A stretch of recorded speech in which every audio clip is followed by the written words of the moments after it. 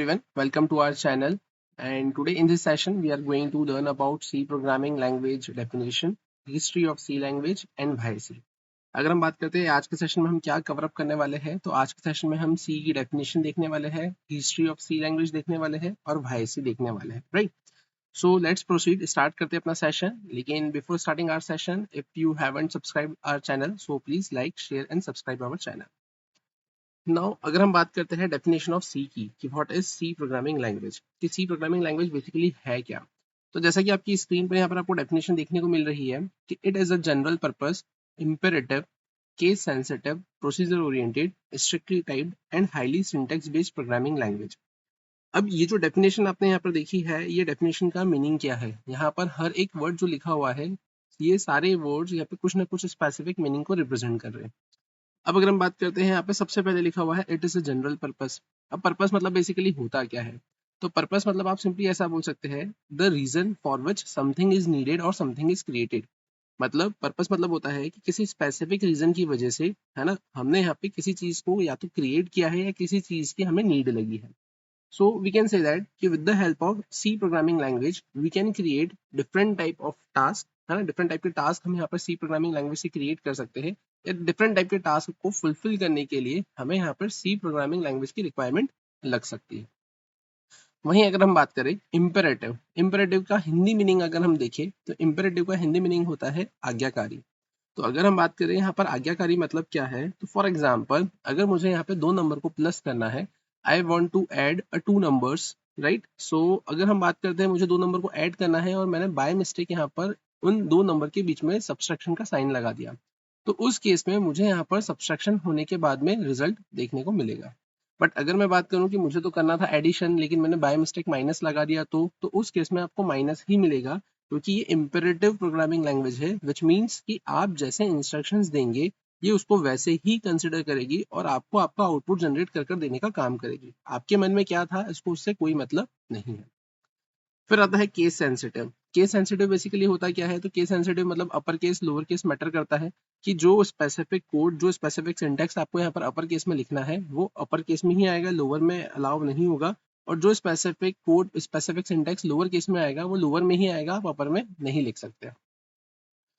फिर उसके बाद में आता है प्रोसीजर ओरिएंटेड. अब ये प्रोसीजर ओरिएंटेड बेसिकली होता क्या है, तो प्रोसीजर ओरिएंटेड मतलब आप सिंपली ऐसा बोल सकते हैं फंक्शन ड्रिवन. अब ये फंक्शन ड्रिवन मतलब क्या, तो आप सिंपली ऐसा बोल सकते हैं it is a set of instructions, है ना. यहाँ पे क्या होता है, ये simply set of instructions cover up करके रखता है ना. किसके लिए कवर अप करके रखता है, सिंपली फॉर कंप्यूटर, है ना, कंप्यूटर के लिए कवर अप करके रखता है. और ये इंस्ट्रक्शंस जो होते हैं ये अरेंज होते हैं ग्रुप्स में, और इन ग्रुप्स को हम क्या बोलते हैं, यहाँ पर फंक्शंस बोलते हैं. तो आप सिंपली ऐसा बोल सकते हो कि प्रोसीजर ओरिएंटेड बेसिकली क्या होता है, फंक्शन ड्रिवन होता है, कि यहाँ पर जनरली हम जो टास्क परफॉर्म करते हैं वो फंक्शन बेस्ड करते हैं, फंक्शन बेस्ड को प्रायोरिटी हम ज्यादा देते हैं, फंक्शन से ज्यादा हम डील करते हैं, है ना. हम यहाँ पर जैसे मॉड्यूलर प्रोग्रामिंग जैसे बोलते हैं, तो हम मॉड्यूलर प्रोग्रामिंग के अप्रोच में यहाँ पे क्या करते हैं, ज्यादा वेटेज देते हैं, उससे यहाँ पे फॉलो करते हैं. That's why we can say that it is a procedure oriented. फिर अगर हम बात करें इसके अलावा स्ट्रिक्टली टाइप्ड. अब ये स्ट्रिक्टली टाइप्ड होता क्या है बेसिकली, तो आप सिंपली ऐसा बोल सकते हैं कि किसी भी स्पेसिफिक वेरिएबल में अगर आप कोई वैल्यू को सेट करते हैं, तो ये मैंडेटरी है कि आपको उस स्पेसिफिक वेरिएबल का टाइप यहाँ पे डिफाइन करना पड़ेगा. अगर मैंने बोला कि मैं ए के अंदर 100 को सेट कर रहा हूँ, तो it's mandatory for me to define the type of that specific variable A of integer type, कि अगर ए के अंदर इंटीजर टाइप का डेटा अगर मुझे होल्ड करना है, तो मुझे पहले बताना पड़ेगा, डिक्लेयर करना पड़ेगा कि ए वेरिएबल इंटीजर टाइप का होगा. सिमिलरली अगर मुझे कुछ कैरेक्टर अगर सेट करना है किसी वेरिएबल में, फ्लोट सेट करना है, डबल सेट करना है, लॉन्ग सेट करना है, शॉर्ट सेट करना है, तो मुझे उन सारे वेरिएबल्स का टाइप मैंडेटरीली यहाँ पे डिफाइन करना पड़ेगा. तो उसे हम बोलते हैं strictly type. And finally and highly syntax based programming language, यहाँ पर ये मैंडेटरीली सिंटैक्स को फॉलो करती ही है. ऐसा नहीं कि आपने कहीं भी कुछ भी कैसा भी कितना भी लिख दिया है, यहाँ पर हर एक वर्ड का कुछ ना कुछ एक मीनिंग होता है. आप जो भी लिख रहे हैं उसका कुछ ना कुछ सेंस जरूर निकलता है प्रोग्रामिंग पॉइंट ऑफ व्यू से. इसलिए अगर हम बात करें यहाँ पर डेफिनेशन की, कि अगर कोई आपसे पूछता है कि what is C programming language, तो you simply need to answer it is a general purpose, imperative, case sensitive, procedure oriented, strictly typed and highly syntax based programming language. Right, तो ये तो हुआ हमारा डेफिनेशन पार्ट. अब अगर हम बात करते हैं यहाँ पर इसकी हिस्ट्री, कि इसे डेवलप किसने किया है, तो डेवलप्ड बाय डेनिस रिची, है ना. कब डेवलप किया था, 1972 में डेवलप किया था. कहाँ डेवलप किया था? AT&T बेल लेबोरेटरी, मुरे हिल्स, न्यू जर्सी, यूएसए में इसे डेवलप किया था। AT&T की अगर फुल फॉर्म की अगर हम बात करें तो AT&T का फुल फॉर्म होता है अमेरिकन टेलीफोन एंड टेलीग्राफ, है ना। ये सिंपली एक टेलीकम्युनिकेशन कंपनी थी, ठीक है। तो ये तो कुछ ऐसा हिस्ट्री वाला पार्ट हुआ अपने सी प्रोग्रामिंग लैंग्वेज का। फिर अगर हम बात करते हैं इसके बाद में, तो इसके बाद में अगर हम बात करें तो आपके पास में था व्हाई सी प्रोग्रामिंग लैंग्वेज, या फिर हम ऐसा बोल सकते हैं need of C programming language. तो जैसा कि आपको यहाँ पे कुछ पॉइंट्स देकर रखे हुए हैं, जिसमें सबसे पहला पॉइंट है major parts of operating systems are written in C language. जो मेजर पार्ट्स होते हैं किसके? आपके ऑपरेटिंग सिस्टम के, है ना। लाइक विंडोज हो गया, है ना, आप बोल सकते हैं लिनक्स, उबंटू बोल सकते हो। उबंटू के अलावा आप ऐसा बोल सकते हो कि यहाँ पे आपका मैक हो गया। तो जो मेजर पार्ट्स होते हैं आपके ऑपरेटिंग सिस्टम के, वो किस में लिखे हुए होते हैं? आपके यहाँ पे सी प्रोग्रामिंग लैंग्वेज में लिखे हुए होते हैं। फिर आप ऐसा बोल सकते हैं यहाँ पर डिवाइस ड्राइवर्स। तो device drivers are the software components which allows external peripheral devices to communicate with your system. जैसे मैंने बोला कि मेरे सिस्टम में वाईफाई कनेक्ट नहीं हो रहा है, तो मैं सिंपली ऐसा बोलूंगा कि यहाँ पे मुझे अपने वाईफाई के ड्राइवर को अपडेट करना पड़ेगा। यूएसबी केबल कनेक्ट नहीं हो रही है, पेन ड्राइव कनेक्ट नहीं हो रही है, तो मुझे यहाँ पर ये एडिशनली यूएसबी के लिए, पेन ड्राइव के लिए जो ड्राइवर्स हैं उन्हें क्या करना रहेंगे, यहाँ पर मुझे अपडेट करना रहेगा। तो उसके लिए भी यहाँ पे जो कोड लिखा हुआ रहता है वो सी प्रोग्रामिंग में लिखा हुआ रहता है। वहीं मैं ऐसा बोल सकता हूँ कि यहाँ पर मेरी सी प्रोग्रामिंग लैंग्वेज मेरे डेटाबेसेस में भी काम में आती है ना। जैसे माई सिक्वल हो गया, सिक्वल हो गया, है ना, फिर पोस्टग्री हो गया। वहीं अगर अपन बात करें जो माई सिक्वल का जो सर्वर हो गया, है ना, तो यहाँ पर भी मेरी सी प्रोग्रामिंग लैंग्वेज बहुत ही ज़्यादा हेल्पफुल रहती है, यूजफुल रहती है, और यहाँ पर इन सी प्रोग्रामिंग लैंग्वेज की नीड लगती है इन सारी चीज़ों से डील करने के लिए।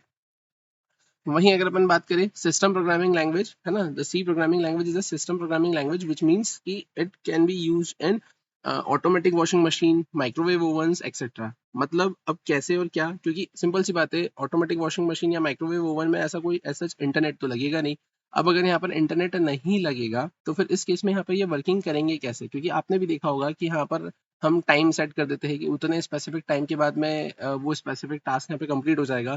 तो वो कैसे क्या होता है? तो आप ऐसा बोल सकते हैं कि यहाँ पर एम्बेडेड सिस्टम्स की फंक्शनलिटी इंप्लीमेंट होती है, और उसमें भी यहाँ पर सी का क्या होता है? यूसेज होता है। तो आप ऐसा बोल सकते हैं कि यहाँ पे सी आपका लिटिल बिट एम्बेडेड सिस्टम से भी क्या करती है? यहाँ पे डील करती है, क्योंकि ऑटोमेटिक वॉशिंग मशीन में भी यहाँ पर आपके कुछ चिप्स वगैरह या एम्बेडेड सिस्टम्स वगैरह यूज में आते हैं। माइक्रोवेव ओवन में भी चिप्स वगैरह एम्बेडेड सिस्टम की फंक्शनलिटी यूज में आती है। तो आप ऐसा बोल सकते हैं सी का यूसेज वहां पर भी है।